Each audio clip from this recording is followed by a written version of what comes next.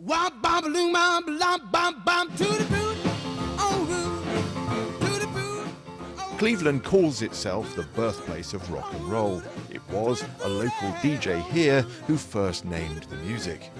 The Rock and Roll Hall of Fame celebrates the world's biggest performers. A debate too is a performance, but in this case aimed at that tiniest sliver of the American voting public who've yet to make up their minds. I do think there are certain voters whose minds will change as a result of the debate.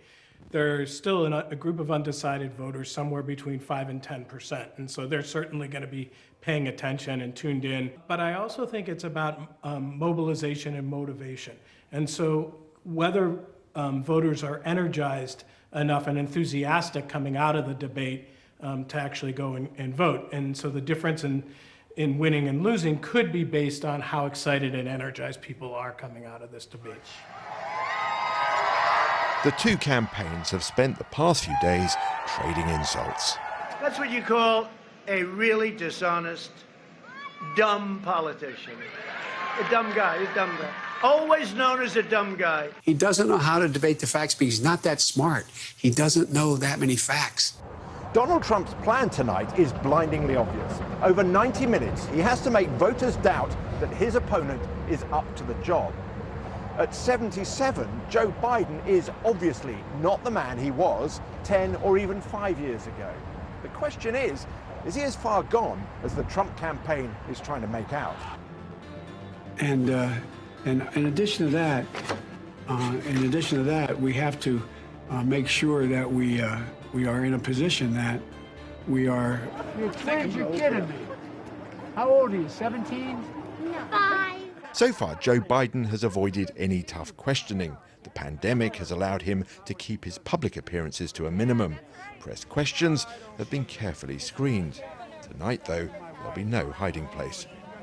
I think he's controlled the environment to which he was speaking, and I think he's been largely allowed to do that. I think the president's been out every day. He is the president. He has his press conferences. He has various events. He has statements that he's been making, so he's been in touch with the public. So I think in terms of the public access, I think clearly it's the president there who's been going to the voters, having these discussions. I think that's why this is an important debate, to see the two candidates side by side and let them both make their case to the American public. Excuse me, y'all can clear up. The Biden campaign have clearly taken the view that less is more, that not campaigning sends a message that he and his team are taking the virus seriously.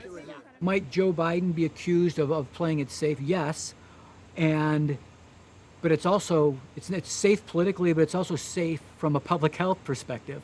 And I would say there's another concept is when you're winning, you play a little safer, and he's winning.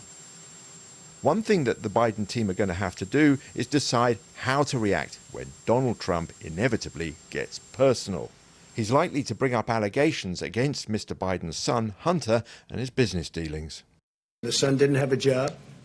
He had some big difficulties, and then all of a sudden he's making millions of dollars as soon as his father becomes vice president. No, I think that'll come up. I don't think Joe can answer it, frankly. I think there's only one reason he made all that money.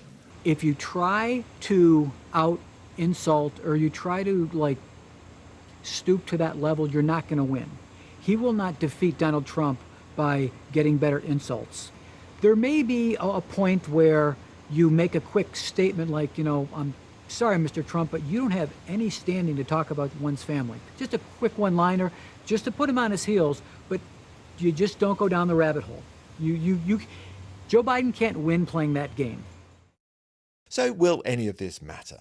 If we go back to the beginning of the year, we see that Joe Biden was on 49% and Donald Trump on 43%.